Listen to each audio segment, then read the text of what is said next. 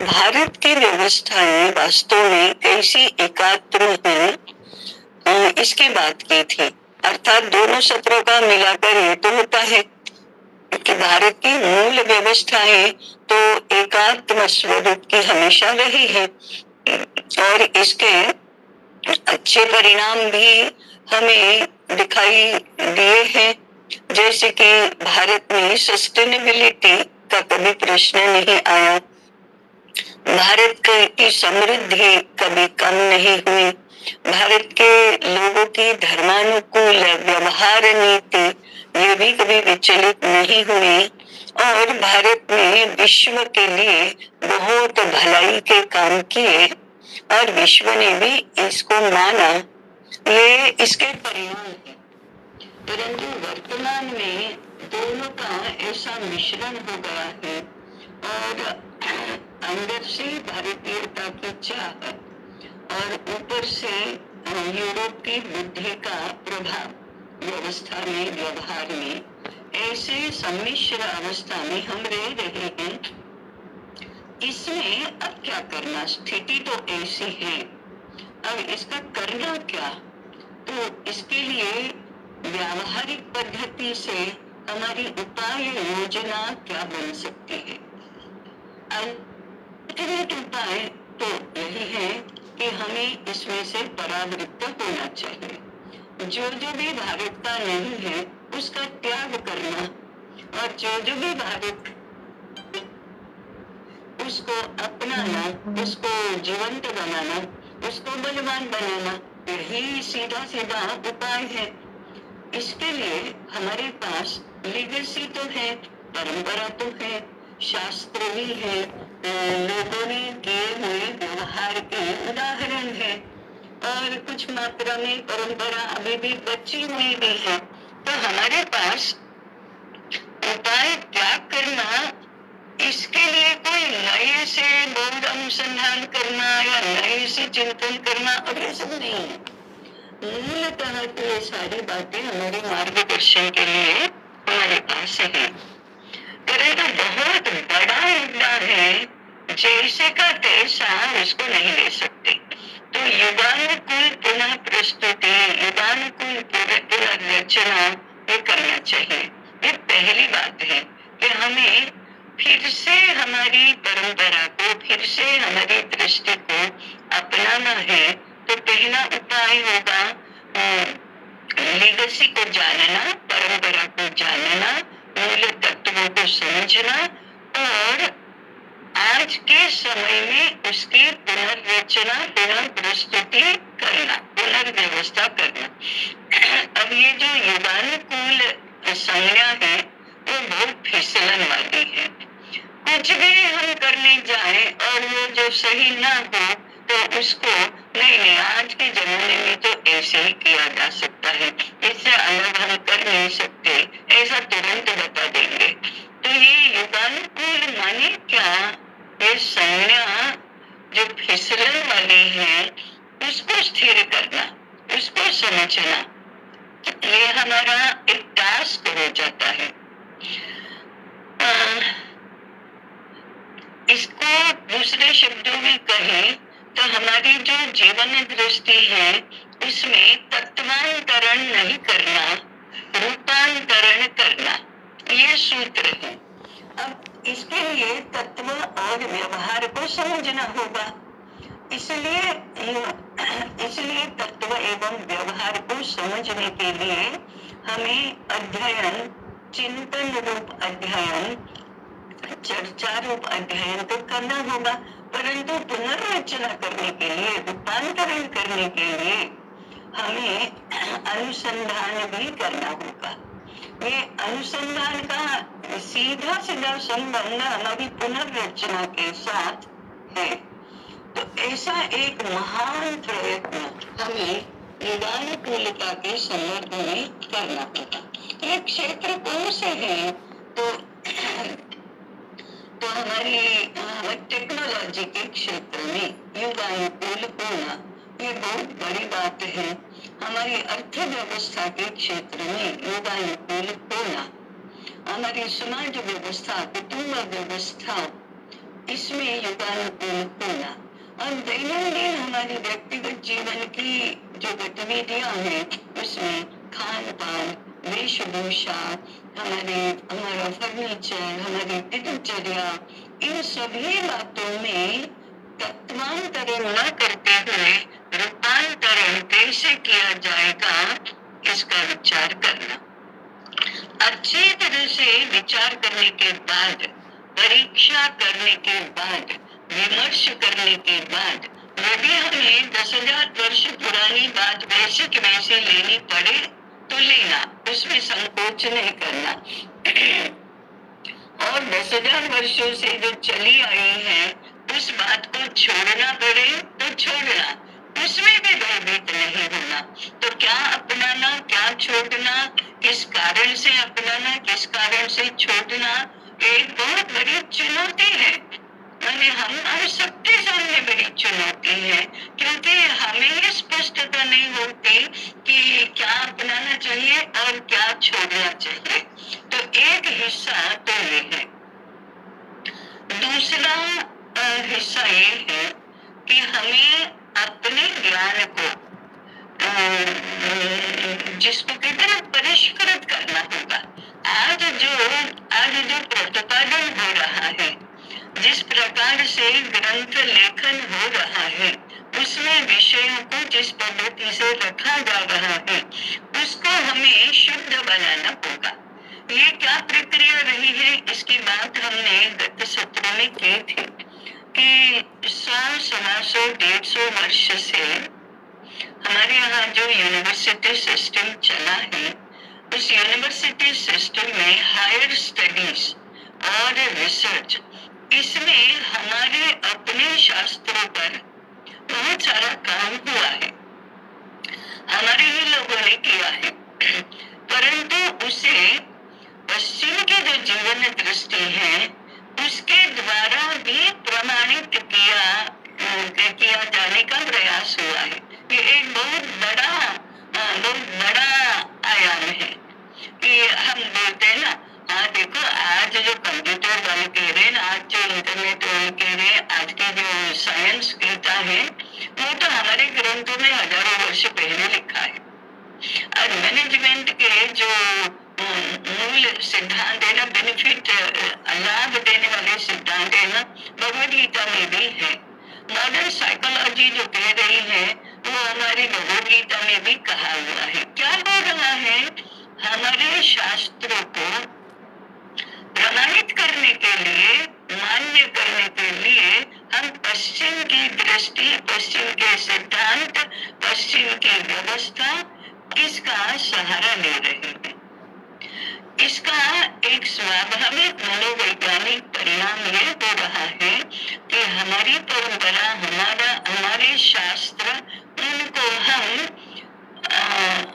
अभारतीय लोग उनको समझ में आए, उनको मान्य हो, इस प्रकार से प्रस्तुत करने की प्रवृत्ति वाले रहे हैं।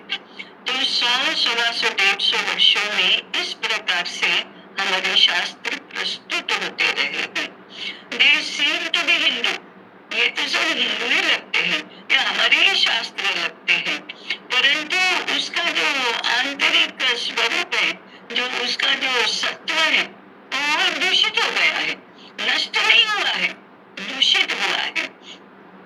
क्योंकि संस्कृत नहीं जानने वाले, कम जानने वाले, भारत की शैली को नहीं जानने वाले, भारत के स्वभाव को नहीं जानने वाले लोगों को ये सारी बातें समझानी है, बतानी है, उनको प्रभावित करना है। वो प्रभावित करते करते हम उनके जैसा बोलने लगे हैं, हम डाइल्यूट हो रहे हैं। ऐसे डाइल्यूट होने की प्रवृत्ति बहुत लंबे समय से चली है।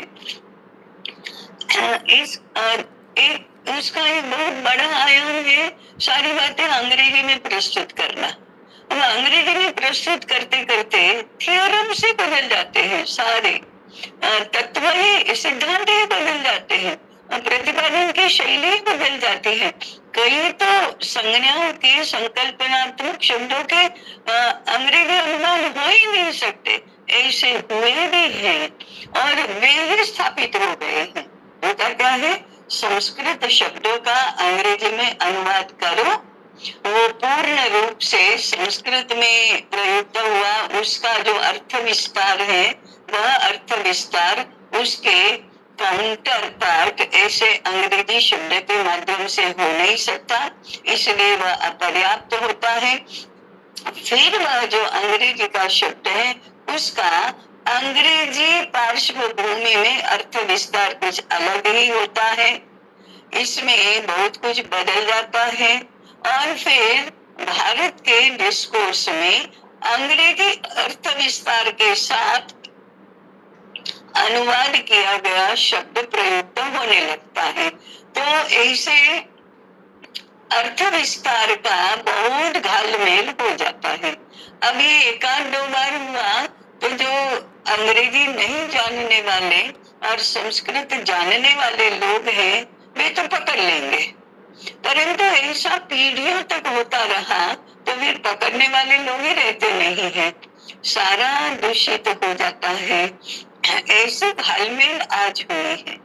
तो ये जो 100-125 वर्षों में हुआ वह आज जो नई शिक्षा नीति में IKS शुरू हुआ है उनके लिए संदर्भ ग्रंथ बनते हैं, इसलिए और भी घालमेल शुरू है। इसकी परिष्कृति करना ये महान चुनौती वाला कार्य है। ये मैं विद्वत क्षेत्र की बात कर रही हूँ, ये ज्ञान क्षेत्र की बात कर रही हूँ कि ये तो बहुत ही बड़ा कठिन ऐसा काम है, परंतु ये अनिवार्य रूप से हमको करना होगा। क्या करना अब? तो 1, 2 ये दो बातें तो ये होंगी। तीसरी बात है, जब हम युगानुकूल कहते हैं तो हमारे एक तो विद्वत क्षेत्र में संस्कृत जानने वाले लोग भी कम हैं। वो संस्कृत नहीं जानने वाले अनुवाद के माध्यम से जानने वाले, अनुवाद दो प्रकार के होते हैं, एक भारतीय भाषाओं में किए गए अनुवाद और दूसरे अंग्रेजी भाषा में किए गए अनुवाद, ऐसे दो प्रकार के हैं। दोनों में आंतरिक अंतर तो होता ही है। हम भारतीय भाषाओं के भी अनुवाद लें तो हमें संस्कृत तो इतनी आती नहीं, फिर हम गुजराती में, मराठी में, कन्नड़ में ऐसे उसका युगानुकूल प्रस्तुति का प्रयास करते जाते हैं। संस्कृत जानते हैं, संस्कृत व्याकरण का, संस्कृत निरुक्त का आदि वेद वेदांगों का अध्ययन जिन लोगों ने किया है उन लोगों की क्या स्थिति है? उन लोगों की स्थिति यह है कि वे युगानुकूलता के तत्व को ठीक से समझते नहीं हैं, ये उनको मान्य ही नहीं है। अब स्थिति वास्तव में ऐसी है कि परंपरा जब जीवित रहती है तब एक पीढ़ी से दूसरी पीढ़ी में हस्तांतरित होते होते जो भी सूक्ष्म छोटे छोटे परिवर्तन करने की आवश्यकता होती है वो अपने आप होती जाती है, क्योंकि वो तो जिया जाने वाला जीवन है, इसलिए वो स्वाभाविक क्रम में होती है। ऐसे हजारों वर्षों में ये परिवर्तन हर पीढ़ी में होता है क्योंकि परंपरा जीवित है। भारत में ऐसा हुआ कि 2500 वर्ष पहले तक परंपरा चलती आई थी। 2500 वर्षों से मोटा मोटा हम कह सकते हैं कि चाणक्य के काल के बाद परंपरा खंडित हुई, इंट्रूजन भी हुआ और हमारा अध्ययन भी समाप्त हुआ, क्योंकि एप्लीकेशन का क्षेत्र है वो आक्रांत हो गया था। ज्ञान का क्षेत्र, तत्व का क्षेत्र आक्रांत कम हुआ, परंतु व्यवहार का क्षेत्र है वह आक्रांत हो गया। इसलिए तत्व का व्यवहार में रूपांतरण करना, इसकी परंपरा खंडित हो गई। अब आज जो संस्कृत शास्त्र ग्रंथों का अध्ययन संस्कृत में ही करने वाले लोग हैं वे परिवर्तन को मान्य नहीं करते हैं। उनको तत्वांतरण और रूपांतरण में क्या अंतर है इसका बोध नहीं होता है। इसलिए वे आज के समय में युगानुकूल जो रूपांतरण करना चाहिए, इसमें दुविधा में फंस जाते हैं। इसलिए वे ना तो युगानुकूल प्रस्तुति कर पाते हैं, ना अपने शास्त्रों को रेलेवेंट स्थापित कर सकते हैं। तो आज हमारे शास्त्र रेलेवेंट नहीं रहे, मान्य नहीं रहे, प्रमाण माने जाने वाले नहीं रहे। कौन प्रमाण नहीं मानेगा? हम ही प्रमाण नहीं मानेंगे। व्यवहार का क्षेत्र शास्त्रों के द्वारा प्रमाणित नहीं होता है, और व्यवहार को बदलना चाहिए शास्त्रों के द्वारा प्रमाणित होने के लिए। तो उसमें देश काल परिस्थिति के अनुसार व्यवहार का क्षेत्र कैसा होगा, इसका निरूपण जो विद्वानों ने करना चाहिए वह वे नहीं करते हैं। ये बहुत बड़ा प्रश्न है कि हम तत्व और व्यवहार का मेल नहीं कर सकते। मैंने 3 बातें बताई इसमें। ये शुद्ध और शुद्ध विद्वत क्षेत्र की बातें हैं, और विद्वत क्षेत्र इससे आज अनभिज्ञ है। 100% अनभिज्ञ है ऐसा हम नहीं कहेंगे, कुछ लोग अनभिज्ञ हैं, परंतु ये बलवान प्रयत्न नहीं कर पाते हैं, क्योंकि साथ मिलकर इसको मुद्दा बनाकर नहीं किया जाता। हाँ, छुटपुट प्रयास तो बहुत हो रहे हैं, उसके कारण से आशा बनी रहती है, परंतु काल की गति बहुत जल्दी बहुत वेगवान है, और ऐसे लोगों के कार्य की गति उसके सामने बहुत मंद है। इस गति को बढ़ाना पड़ेगा। ये मुख्य मुद्दा है कि पूर्ण गति से, पूर्ण वेग से, शीघ्रता पूर्वक ये क्षेत्र जो है उसको हमें पुनः जीवित, सक्रिय, बलवान ऐसा करना पड़ेगा। ये एक मुद्दा हुआ। दूसरी, व्यवहार की यदि बात करेंगे तो आवश्यकता है अर्धवृत्त करने की। मैंने संघ में आज्ञा होती है, चल रहे हैं सब लोग, तो एक आज्ञा होती है स्तव। स्तव माने रुको, हॉल्ट, रुको, जहां है वैसे ही खड़े हो जाओ, चलना बंद करो, खड़े हो जाओ, स्तव। दूसरी आज्ञा होती है अर्धवृत्त, अबाउट टर्न, पीछे मुड़ो। तो जहां खड़े हैं वहीं से वहीं के वहीं आप दिशा परिवर्तन कर लो, उल्टे हो जाओ। मैंने पूर्व दिशा में जा रहे हैं, स्तव, रुको, और पश्चिम दिशा में मुड़कर खड़े हो जाओ, पश्चिम दिशा में मुड़ो। उसके बाद प्रचल, आगे बढ़ो। तो क्या होगा? दिशा बदल जाएगी। जो सबसे आगे हैं वो सबसे पीछे हो जाएंगे, सबसे पीछे हैं वो सबसे आगे हो जाएंगे, जहां से निकले थे उसी दिशा में वापस जाएंगे। इसको कहते हैं पीछे मुड़ना। अब लोग कहेंगे ऐसा अर्धवृत्त तो नहीं हो सकते, आज पीछे नहीं मुड़ सकते।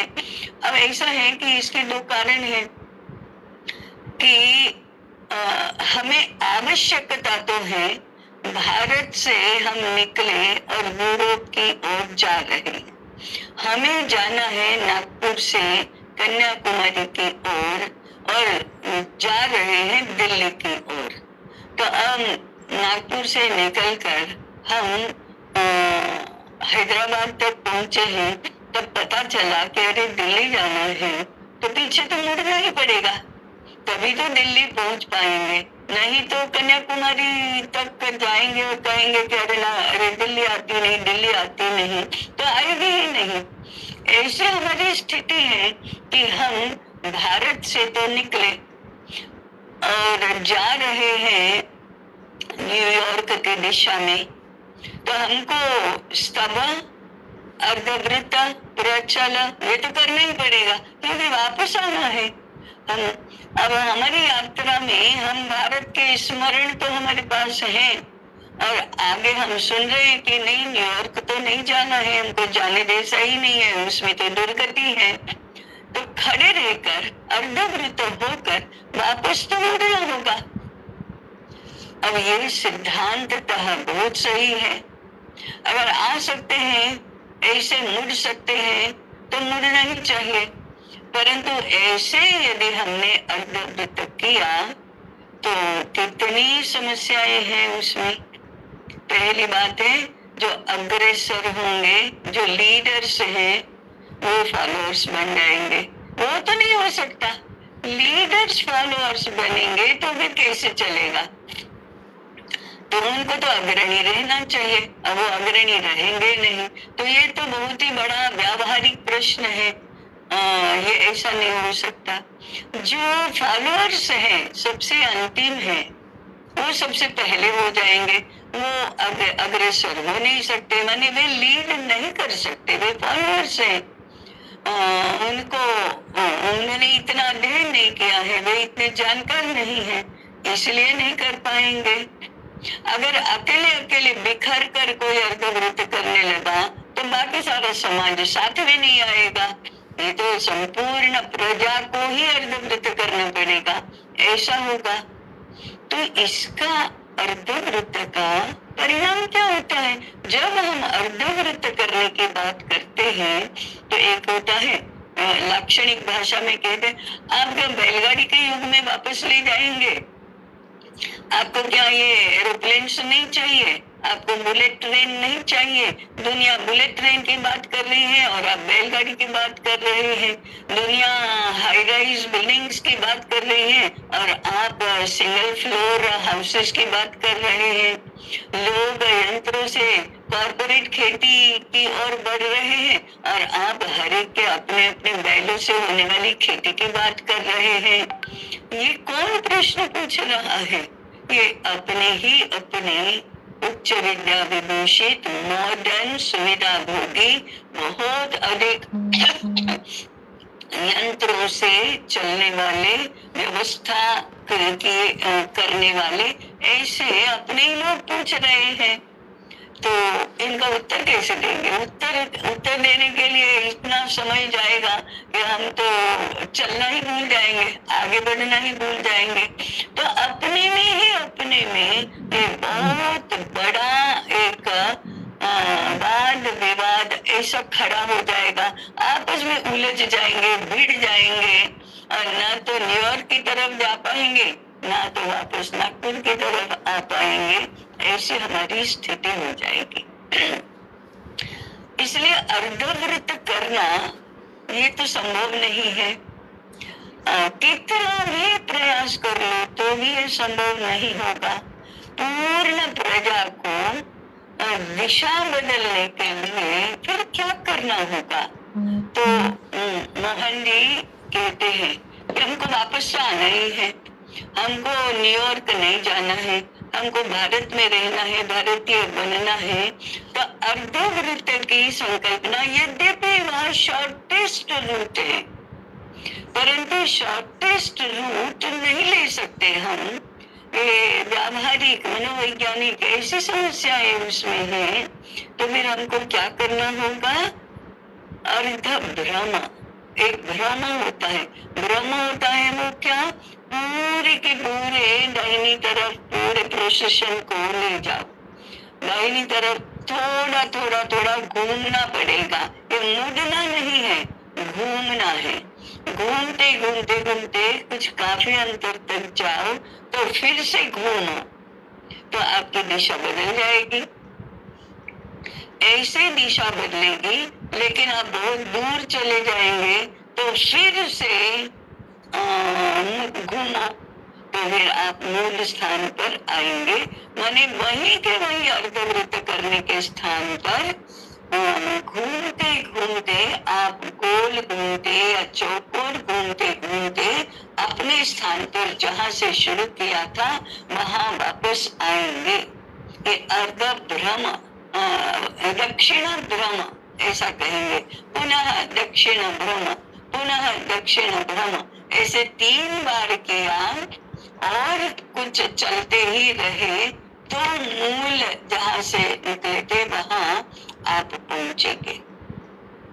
ऐसा करने से क्या होगा? समय ज्यादा लगेगा, चलना ज्यादा पड़ेगा, परंतु अग्रसर अग्रसर ही रहेंगे, फॉलोअर्स फॉलोअर्स ही रहेंगे। दिशा आपको वैसे नहीं बदलनी पड़ेगी और अंदर अंदर उलझेंगे नहीं, केवल समय अधिक लगेगा और शक्ति भी अधिक लगेगी, चलना जाना पड़ेगा। परंतु ये दक्षिण ब्रह्म वाली थियरी जो है, ऐसा करने से हम बहुत शीघ्रता से नहीं परंतु अपनी ही गति से वापस आ पाएंगे। ऐसे थोड़ा थोड़ा थोड़ा सबको मान्य हो ऐसा परिवर्तन करते करते कुछ बदलो, लोगों को उससे कन्विंस करो, और कुछ बदलो, लोगों को उससे कन्विंस करो। ऐसा करते करते करते हमारी सारी बातें बदल सकेंगे हम। एक गति तो एक सीमा तक तो हमें ऐसा ऐसा ऐसा करना होगा और फिर नए से यात्रा हमारी प्रारंभ होगी। हो सकता है 400-500 वर्ष एक प्रजा के इतिहास में इसमें जाएंगे जहाँ ये चक्र पूरा होगा, भारत से अमेरिका, अमेरिका से पुनः भारत, ऐसा होगा। परंतु यह परिवर्तन की जो गति है वो तो इसी प्रकार की रहेगी, पद्धति है, शैली है, वो इसी प्रकार की रहेगी। अब ये सारा करने के लिए जो महान विमर्श होता है वो करते ही रहना होगा, करते ही रहना होगा। इसमें भी आंतरिक घालमेल तो होता ही है, कोई क्या समझता है, कोई क्या आप लोग इतने सैकड़ों वर्ष लग जाएंगे इसके लिए, आज याद करने की आवश्यकता है। हाँ भैया, उसमें जैसे वाद विवाद होता था ऐसे इसमें भी वाद विवाद होगा, परंतु कुल मिलाकर ये अर्धवृत्त के स्थान पर दक्षिण ब्रह्म वाली थियरी हमें अपनानी पड़ेगी। इसमें भी सावध रहने की तो बहुत ही आवश्यकता है। कौन से तत्व हैं जिनको हम नहीं छोड़ेंगे, कौन से व्यवहार की बातें हैं जिनको हम बदलेंगे, इसका विवेक हमेशा रखना पड़ेगा। तीसरी बात है, ऐसा करते समय भी अभारतीय विश्व अपना प्रभाव डाले बिना तो नहीं रहेगा, वो तो वैसा ही रहेगा। हमारा तो लक्ष्य है, हम बदलेंगे, विश्व को बदलेंगे, हम अपने आप को बदलेंगे और बाद में विश्व को बदलेंगे। लेकिन वो कैसे करेंगे, विश्व तो अभी है ही। तो ये बात बहुत धैर्य वाली बात है, बहुत ही गहरी सोच वाली बात है। जब संपूर्ण प्रजा को इस प्रकार से करना है, मैं तो उसका मूल दायित्व विद्वानों का ही रहता है और ऋषियों का ही रहता है। इसलिए यदि इस प्रकार का परिवर्तन करना है तो निस्वार्थ लोगों की आवश्यकता पहले पड़ेगी। जो सुविधा के अनुसार अपना ही संभाल कर फिर वो करता है तो वो करता रहेगा, परंतु ये आधार नहीं हो सकते। आधार तो इस प्रकार के मनीषी ही रहेंगे जो वास्तव में विद्वान है, परंतु विद्वान दोनों अर्थों में है, तत्व भी जानते हैं, व्यवहार भी जानते हैं, और तत्व और व्यवहार का मेल करना भी जानते हैं। अभी शंकराचार्य जी ने एक स्थान पर ऐसा कहा है कि सच्चा पंडित किसको कहेंगे, तो विद्वानों के साथ शास्त्रार्थ करता है, वो तो उसका मुख्य लक्षण है ही, वही पंडित है जो पढ़ा लिखा है, बात विवाद करता है, शास्त्रार्थ करता है, शास्त्रों के अर्थों को अच्छी तरह से समझता है, समझाता है, ये तो पहला लक्षण है। परंतु केवल इतना ही नहीं करता, अपने योगक्षेम के लिए जंगल में जाकर लकड़ी भी काटता है। अब लकड़ी काटना आना चाहिए, कुल्हाड़ी का प्रयोग करना आना चाहिए, वृक्ष पर चढ़ना आना चाहिए। अब हमारे विद्वत क्षेत्र का क्या है, उनको पढ़ने लिखने बोलने के अलावा कुछ भी नहीं आता, तो ऐसा तो नहीं चलेगा। विद्वत्ता के क्षेत्र में शास्त्रार्थ करके पैसा कमाना, ये तो इतना वर्ण संकर आ गया यहाँ, इससे तो मुक्त होना पड़ेगा। तो फिर उसको शास्त्रार्थ ही करना आएगा, ऐसा भी नहीं चलेगा। उसको योगक्षेम चलाने के लिए जंगल में जाकर लकड़ी काटना, लकड़ी की गठरी बांधना व्यवस्थित पद्धति से, उसको ले आना, बाजार में बेचना और उसके बदले में आवश्यक ऐसी चीज वस्तुएं परख कर समझ कर ले आना, भोजन बनाना, अपनी आवश्यक चीज वस्तुओं को प्राप्त करना, ये भी आना चाहिए। इसका अर्थ है कि शास्त्रार्थ करके उसी के माध्यम से पैसा मत कमाओ। तो त्रिवर्ग पुरुषार्थ में बाकी का सारा तो करो। तो ऐसा तत्व और व्यवहार का जो मेल है, वो आज तो वो मेल नहीं रहा है, परंतु विद्वत क्षेत्र को ये तत्व और व्यवहार का मेल करना आना चाहिए। उसके बाद माने विद्वानों ने व्यवहार के क्षेत्र में भी मार्गदर्शन करना चाहिए। तत्व को परिष्कृत करो, युवान को प्रस्तुति करो, उसको व्यावहारिक बनाओ, व्यवहार सिखाओ। तो केवल तत्व नहीं सिखाना है, तत्व पर आधारित व्यवहार भी सिखाओ और सबको स्वयं प्रेरणा से इसका स्वीकार करना भी सिखाओ। ऐसा भारत में हो गया और हम अमेरिका और यूरोप और चीन से दबना बंद कर दिए, प्रभावित करना होना बंद कर दिए, आत्मविश्वास से युक्त हो गए। तो फिर अमेरिका को बदलना, यूरोप को बदलना, चीन को बदलना और अफ्रीका की सहायता करना, ऑस्ट्रेलिया को सही रास्ता बताना, ये सब हो सकता है। ऐसे ही विश्व का कल्याण हम नहीं कर सकते। तो ये दायित्व किसका है? ये दायित्व शिक्षा क्षेत्र का है, यह दायित्व धर्म क्षेत्र का है, यह दायित्व ज्ञानाचार्य और धर्माचार्य का समन्वय जिनमें हुआ है उनका है। कुल मिलाकर हमारा जो ज्ञान क्षेत्र है उसकी व्यवस्थिति इस उद्देश्य से होने की आवश्यकता है। तब जाकर भारतीय जीवन दृष्टि को हम पुनः लागू कर सकते हैं।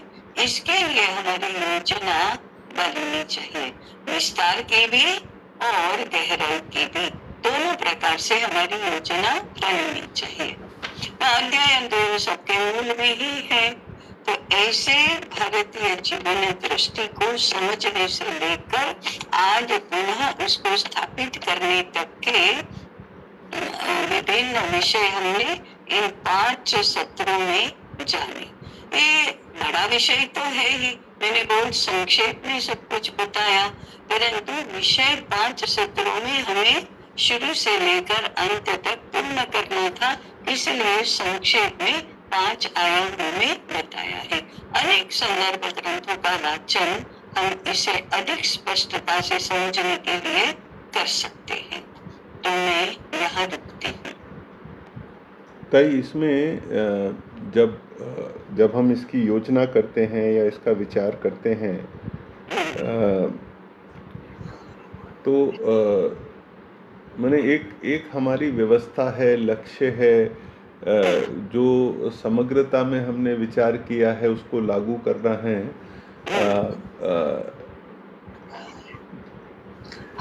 जब उसको मैंने is this the right thing, ये तो समझ में आता है, जब हम इसको तर्क से समझना चाहते हैं तो समझ में आता है कि ये होना चाहिए, इस दिशा में जाना चाहिए। जैसे निशुल्क शिक्षा है ना, ये तर्क से भी समझ में आता है, प्रयोग भी एक हद तक हम कर रहे हैं कि ऐसा प्रयोग भी हो रहा है, तो हमको ये भी पता चलता है कि ऐसा संभव है, हो सकता है। ये संभव है, हो सकता है, इसके लिए या तो जैसे आपने बताया अर्धव्रत करना या अर्धब्रह्म करना है ना, तो दोनों तरीके हो सकते हैं। अर्धव्रत माने वो मुझे लगता है कि जब हम कोई भी प्रकल्प प्रारंभ करते हैं, हाँ, तो तब से ही हम माने आज विद्या क्षेत्र है, निशुल्क प्रारंभ हुआ है, तो ठीक है, ये तत्व को लेकर चले तो जो बाकी सिस्टम्स उसके हिसाब से बैठाने हैं, ऐसा विचार में आता है। लेकिन ऐसी बहुत सारी बातें हैं जिसमें हम निशुल्क चलाएंगे, ये हमारा डिसीजन है ना। आपने आना है आप आइए, आपने नहीं आना है नहीं आइए। हम आपका प्रबोधन भी करते रहेंगे, जब आपका प्रबोधन हो जाएगा तब आप आएंगे, है ना। वो एक तरीका है। लेकिन जब हमको समाज में जाकर काम करना है, हाँ, तो वो जो डिसीजन मेकिंग है वो खाली हमारी नहीं है ना। जैसे जैसे अलग अलग व्यवस्थाओं, कुटुंब व्यवस्था हो गई है ना, अभी उसमें हमारा डिसीजन है करके हम किसी का कुटुंब में कुछ बदलाव नहीं ला सकते, ये उनका डिसीजन भी होना है।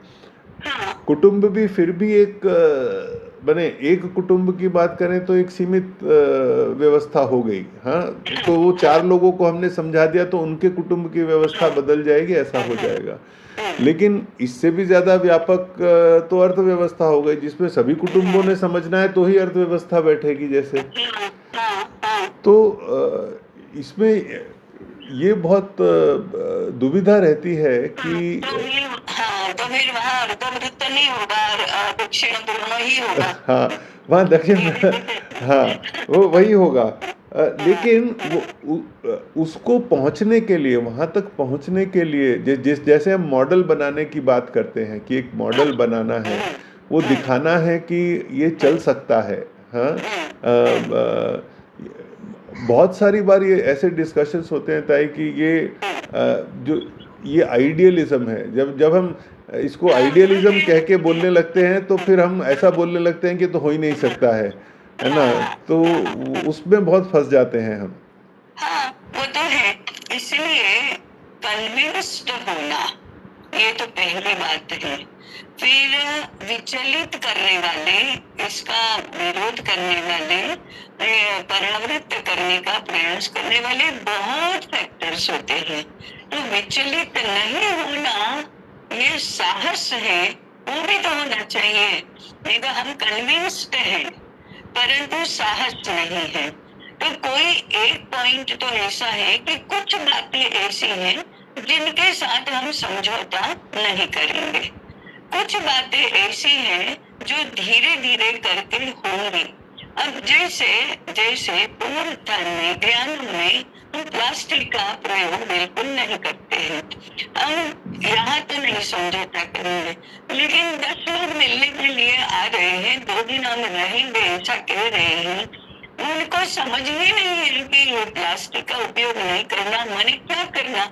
तो वो पानी की बोतल लेकर आते हैं, पोलिएस्टर के कपड़े लेकर आते हैं, रेक्सिन लेकर आते हैं, गिफ्ट ही लाएंगे तो प्लास्टिक में रैप की हुई लेकर आते हैं, खाने का लेकर आते हैं तो प्लास्टिक के इसमें लेकर आते हैं। हम अब दुविधा ये होती है, सामने देखा तो तुरंत कहना अरे अरे अरे प्लास्टिक अंदर मत ले आओ, मत ले आओ, मत ले आओ, वो तो क्या हो जाएगा फिर। तो फिर हम उस समय कुछ नहीं कहते, एक आध दिन बीत जाता है, फिर धीरे धीरे पता चलता है, फिर धीरे धीरे वो कम होते होते, रिसीड होते होते, तब तक जाने का समय हुआ तो उनको घर में तो उनसे कोई प्रभावित है ही नहीं, रह के वही हो जाते हैं। तो ये तो सारा बहुत ऐसा होता है। इसीलिए दक्षिण ब्रह्म की बात है कि आप अर्धवृत्त नहीं कर सकते सभी बातों में, लेकिन 1-2 बातें ऐसी होंगी जिसमें आपने अर्धवृत्त कर दिया। अब इसके साथ इसको और लोगों को इसके बारे में कन्विंस करना है, तो धीरे धीरे करके कन्विंस करते जाओ, ये भी करते होगा। तो माने काम तो बहुत कठिन होता ही है, और इसमें सुलझे हुए लोग जो है, ये की रोल है उनका। सुलझे हुए लोग जो अफोर्ड कर सकते हैं साहस रखने का, विचलित नहीं होने का। तो जब हमारे साथ और कोई जुड़ जाता है, उसको भी, अरे भाई लोग नहीं कहते तुम तो बहुत सिद्धांतवादी हो, तुम प्लास्टिक का प्रयोग नहीं करोगे, अंग्रेजी माध्यम में नहीं जाओ, तुम्हारे बच्चों ने क्या अपराध किया है, उनको तो चारों ओर से ताने सुनने पड़ रहे हैं, फिर भविष्य में यही कहेंगे कि हमारे माता पिता ने हमको हमारा बहुत ही अकल्याण कर दिया। तो इससे डर कर ये लोग प्रभावित हो जाते हैं और बदल देते हैं। ऐसा होता है। ये तो बहुत ही प्रैक्टिकल कठिनाई है। गुरुकुल के लिए बहुत समय दे रहे हैं तो घर के लोग कहते हैं हमारे लिए तो समय ही नहीं है, आप तो जाओ उधर ही जाकर जाओ। घर से लड़ाई शुरू हो जाती है। तो ये तो होगा, ये तो होगा। और हम नए नहीं है ये सब सारा सहने के लिए। इतिहास कहता है कि ऐसे लोग रहे हैं हमेशा, और ऐसी स्थितियां भी रही हैं। लेकिन इतिहास ही हमें बताता है कि ऐसा किया तभी होता है, ऐसा नहीं किया तो नहीं होता है। तो इसमें एक विचार ऐसा भी आता है कि जब हम कोई भी स्थिति को बदलना चाहते हैं, और लोगों को कन्विंस करना चाहते हैं, एक तो भाषण देकर या बातचीत कर तर्क वितर्क कर एक तो एक समझाने का तरीका ये है। दूसरा समझाने का तरीका एक मॉडल क्रिएट करके है। कि हमने एक ऐसा प्रतिमान बनाया, हमने करके दिखाया कि चल सकता है। तीसरा जो मुझे लगता है जैसे हो सकता है, और जहाँ पर ये आइडियलिज्म बहुत कॉम्प्रोमाइज़ होता है, ये जो तत्व है वो बहुत कॉम्प्रोमाइज़ होता है, वो ये कि first we should get in the position of strength. जो आज की व्यवस्था है उसमें जब हम आज की व्यवस्था में मजबूत हो जाएंगे तो व्यवस्था को बदलने का सामर्थ्य भी हमारे अंदर, और लोग हमको फॉलो करेंगे, वो सामर्थ्य भी आएगा। तो आज की व्यवस्था में हम कैसे मजबूत बने और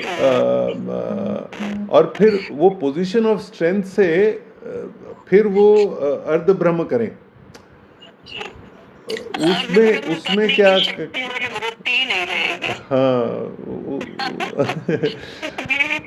ग्रेट फैलेसी। जो लोग कह रहे हैं ना, बहुत ही संगठनों के क्षेत्र में सिस्टम में घुसो और सिस्टम को बदलो। 100 वर्षों में तो ये नहीं हुआ है। अभी और कितना करना है प्रयोग आपको। 100 वर्षों ने तो सिद्ध कर दिया कि ये नहीं हुआ है। सिस्टम में घुसने वाला ही बदल जाता है, बदलने की पोजीशन में आता है, तब वह बदलना ही नहीं चाहता है। तो ये एक बौद्धिक फैलेसी है, यानी ये तर्क दोष है। वो लगता है एकदम सही, हाँ आप प्रभावी बन जाओ, लेकिन ये डंडेबाजी है, और डंडेबाजी हाथ में डंडा ही नहीं रहता है।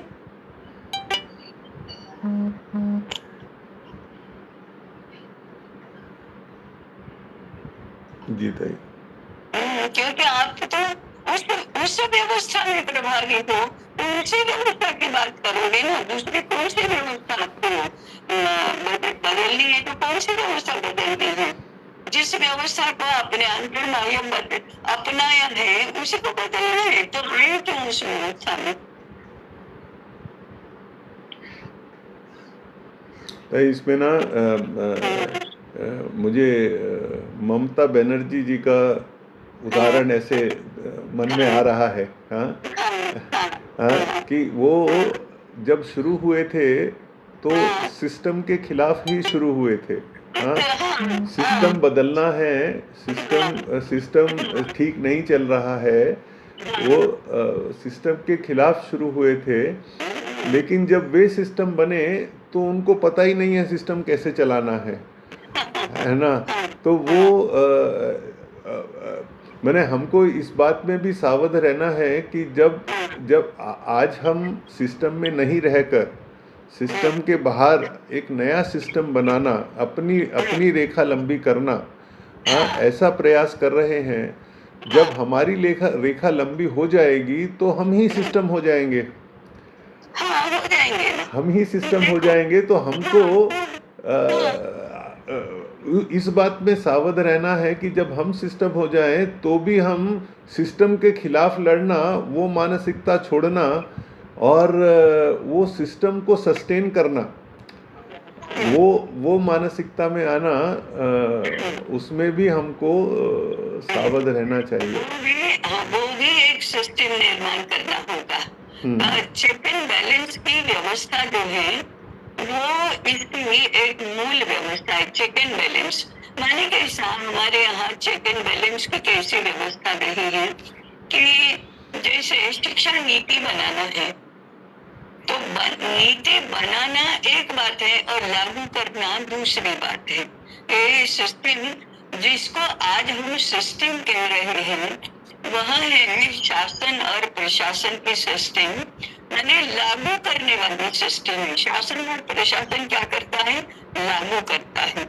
अर्थनीति हो, शिक्षा नीति हो, समाज नीति हो, ये बनाता कौन है? यूनिवर्सिटी बनाती है, अथवा हमारी लीगसी में कहे तो विद्यापीठ, गुरुकुल, आश्रम वे बनाते हैं और शासन और प्रशासन उसे लागू करता है। तो लागू करने वाली सिस्टम और बनाने वाली सिस्टम एक दूसरे से अलग है। जो बनाता है वह लागू नहीं करवाता, लागू करवाता है वो बनाएगा नहीं। जो बनाएगा उसके हाथ में राज्य सत्ता नहीं रहेगी। लागू करने के लिए भी सत्ता चाहिए ना, वो सत्ता नहीं रहेगी। और जो लागू करने वाली सत्ता है उसके पास वो अधिकार नहीं रहेगा। इसको कहते हैं चेक एंड बैलेंस, बैलेंस करना सिस्टम में। तो हमको तो सिस्टम बदलनी है, तो वो सिस्टम बदलने के आधार क्या है? वो एक अलग सिस्टम है। ये जो आपने अभी बताया ना कि जो सिस्टम बनाता है और जो लागू करता है ये दो अलग अलग लोग होने चाहिए। ये हर स्तर पर ऐसा होना चाहिए। मैंने जैसे हम और मेरे मन में विद्या क्षेत्र ही आ रहा है, तो विद्या क्षेत्र में जो सिस्टम बनाने वाले हैं और लागू करने वाले हैं ये दोनों अलग अलग होने चाहिए। अगर एक ही जन जो है वो बना भी रहा है और लागू भी कर रहा है तो गड़बड़ हो जाएगी। वो हर समय ऐसा है, सभी काल में, सभी बातों में ऐसा ही रहा। अब आज हमारी सिस्टम्स में क्या होता है? कानून बनाता है वही लागू भी करवाता है। और कानून सांसद बनाते हैं। ये भी एक दूसरी बात है कि सिस्टम बनाने का अधिकार किसका है? हमारे यहाँ कानून बनाता कौन है? सांसद बनाते हैं। उस सांसदों की योग्यता क्या है? कानून बनाने की शास्त्रीय योग्यता है, माने ज्ञानात्मक योग्यता है? नहीं। चरित्र की योग्यता है? नहीं, इरेलीवेंट। चरित्र की योग्यता होना न होना इरेलीवेंट है ना। शास्त्रीय ज्ञान की योग्यता होना इरेलीवेंट है। केवल और केवल वोट की चुनाव पद्धति से विजयी होकर आना और वह भी बहुमत में आना, the number counts everywhere, the number counts. चुनाव जीतने के लिए भी नंबर काउंट्स और पार्टी सत्ता में आना उसके लिए भी नंबर काउंट। और जब नंबर काउंट करते हैं तो मुझे जीतने के लिए अच्छे लोगों का मत चाहिए, ये तो मायने नहीं रखता। कैसे भी हो मुझे मत चाहिए। और जिस किसी को भी मत मिले हैं वो कैसा भी हो उसको अधिकार मिलता है। तो ये तो सिस्टम अपने आप में ही गड़बड़ है, अपने आप में ही गड़बड़ है। यद्यपि वो वर्किंग है अभी, और उसके विरुद्ध आप बोल नहीं सकते, इतना ऐसा वातावरण बन गया है। Democracy is the best system, ये दुनिया कहने लगी है, बट इट इज नॉट।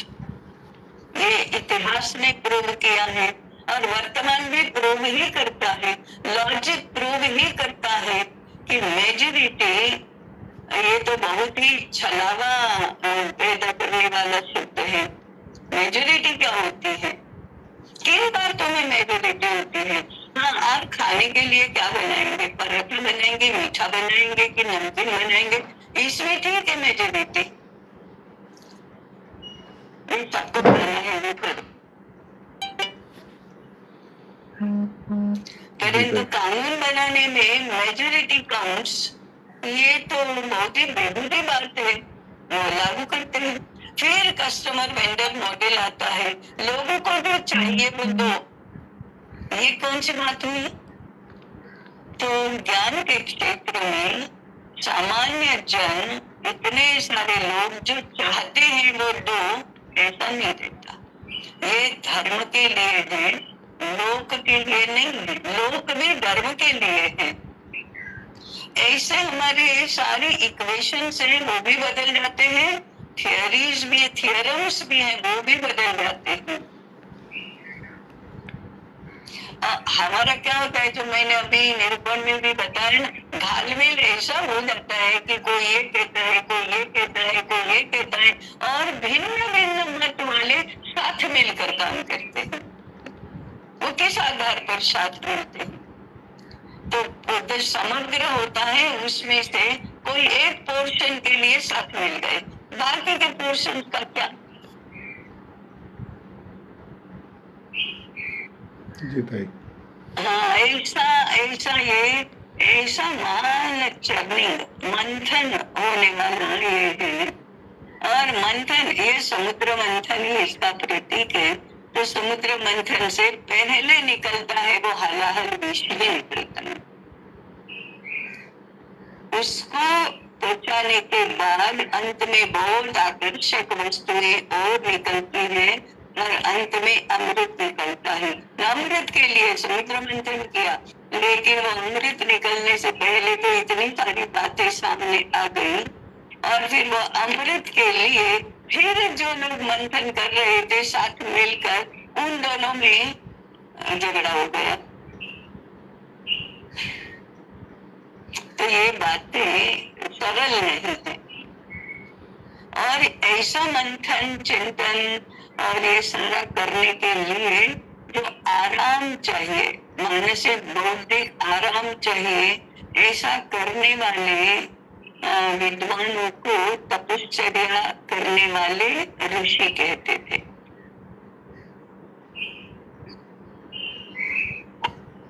और उनको वाइस चांसलर बनकर जितनी सुविधाएं, जितनी प्रतिष्ठा, जितना मान सम्मान मिलता है, उतना नहीं मिलता है, वो सब छोड़ना पड़ता है।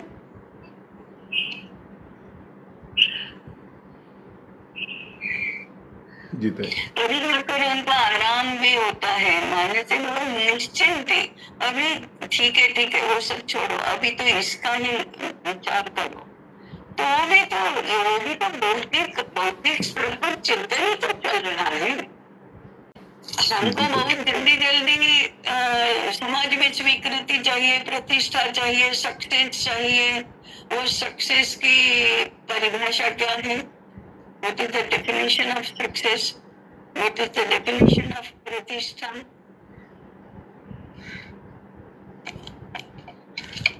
किसके लिए चाहिए, क्यों चाहिए, क्या होता है वो प्रतिष्ठा और यश?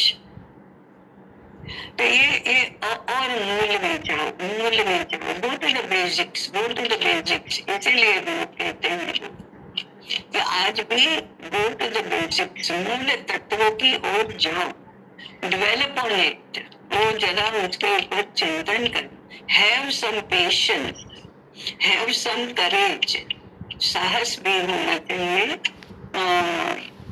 धैर्य भी होना चाहिए, विश्वास भी अपने आप पर होना चाहिए, विश्वास भी होना चाहिए, फिर वो विश्वास दृढ़ करने के लिए खूंटी हिला हिलाकर दृढ़ करने के लिए परखना भी चाहिए, क्वेश्चनिंग भी होना चाहिए।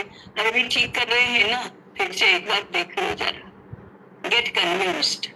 अगर नहीं कन्विंस हुए और चिंतन करो, अरे यार ये तो बहुत बड़ी गलती हो गई, छोड़ो, सुधार करो, बदलो।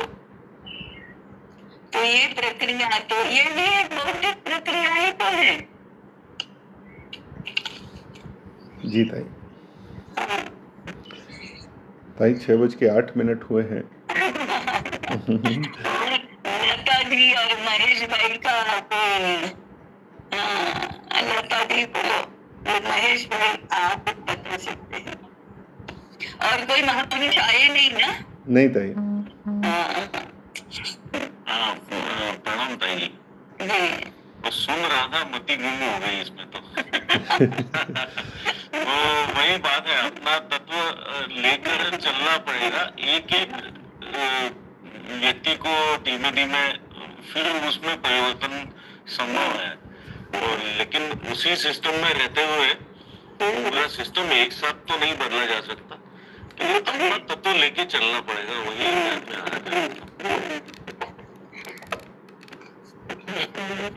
मैं सुन रही थी, तो कह रहे हैं वही पुनः में हम ट्राई कर रहे हैं, बहुत अपने शास्त्र को जानने वाला कि वो रूपांतरण कैसे होगा, कैसे होना चाहिए, वो करने का प्रयास में हम चले हैं। एक बार संशय आती है, अभी रूपांतरण के बारे में सोचते सोचते सही तत्व अभी मिल रहा है क्या? हम किस तत्व पे आधार पे सोच रहे हैं वो शुद्ध है क्या? वो भी एक संशय आते हैं, लेकिन अभी अहमदाबाद में जो गोष्ठी हुई थी आजीवन शिक्षा वाली अथवा विद्वत सभा की, उसमें धनंजय आचार्य भी आए थे। कौन सी गोष्ठी में आए थे? उद्घाटन में आए थे। हाँ, कुटुंब में आजीवन शिक्षा वाले इसमें आए थे। तो फिर बाद में बात हुई तो मुझे भी पता चला युगानुकूल परिवर्तन करना चाहिए, ऐसा बार बार बहुत लोग कहते थे, मैं भी कहती थी। उनको वो पटता नहीं था, was not convinced, he did not agree with it। ये क्या होता है युगानुकूल परिवर्तन? फिर मैंने एक स्टेटमेंट ऐसा किया, हमें तत्वांतरण नहीं करना है, रूपांतरण करना है।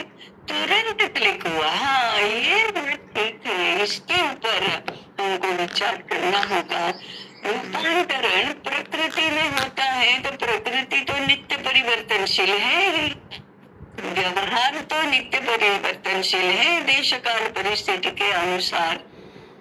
तो ये तत्व समझना हमारे लिए भी सरल होता है, व्यवहार समझना बहुत कठिन होता है।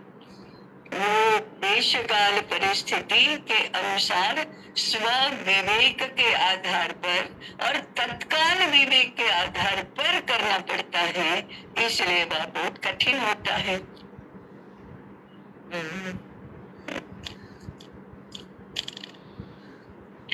एक ऋषि बैठे थे वृक्ष के नीचे, एक स्त्री घबराई भागती भागती आई और महाराज मुझे बचाओ बचाओ, मेरे पीछे गुंडे पड़े हैं। तो ऋषि ने तुरंत पीछे अपनी झोपड़ी थी उसमें जाने को कहा, छिपा लिया। थोड़ी देर के बाद वो गुंडे आए, महाराज किसी स्त्री को भागते देखा क्या? तुरंत हाँ, अभी वो भागते भागते गई, उस दिशा में गई है, देखो। तो गए उस दिशा में भागते भागते, उनको वो स्त्री तो मिलने वाली थी ही नहीं, उन्होंने वो स्त्री का रक्षण किया। बाद में महान प्रश्न है, असत्य भाषण करना चाहिए कि नहीं? तो अब ये तो तत्व है, और तत्व तो त्रिकालाबाधित है, कभी भी असत्य नहीं बोलना चाहिए। उस स्त्री की रक्षा के लिए असत्य भाषण करना ठीक है कि नहीं, ये कौन कहेगा? उसी समय तत्काल विवेक चाहिए ना। कहाँ पूछने के लिए जाएंगे, कहाँ शास्त्र उलटने के पलटने के लिए जाएंगे, किसको पूछेंगे? किसी को नहीं पूछेंगे। तय तो उनको ही करना है और फिर जिम्मेदारी उनको ही लेना है। असत्य भाषण किया तो पाप तो होगा ही, तत्वतः तो पाप होगा ही। आपने स्त्री को बचाने के लिए किया तो क्या हो गया? कौन कहता है स्त्री को बचाने के लिए असत्य भाषण के? तो फिर वो एब्सोल्यूट नहीं रहा। फिर असत्य भाषण का जो भी दंड होगा वो भुगतने के लिए तैयार रहो। तो आप होश में तैयार हैं कि हाँ, असत्य भाषण का जो दंड होगा वो मुझे स्वीकार है, परंतु मैं स्त्री का रक्षण तो करूंगा ही। ये विवेक इंस्टेंट है। कभी भी आप कहीं पर भी उसको रिफर करने के लिए नहीं जा सकते, इतना इंस्टेंट है। It should be at the back of mind. वो अपनी बुद्धि में हमेशा से स्थित होना चाहिए, स्थिर होना चाहिए, स्थायी होना चाहिए, तभी आप विवेक कर सकते हैं।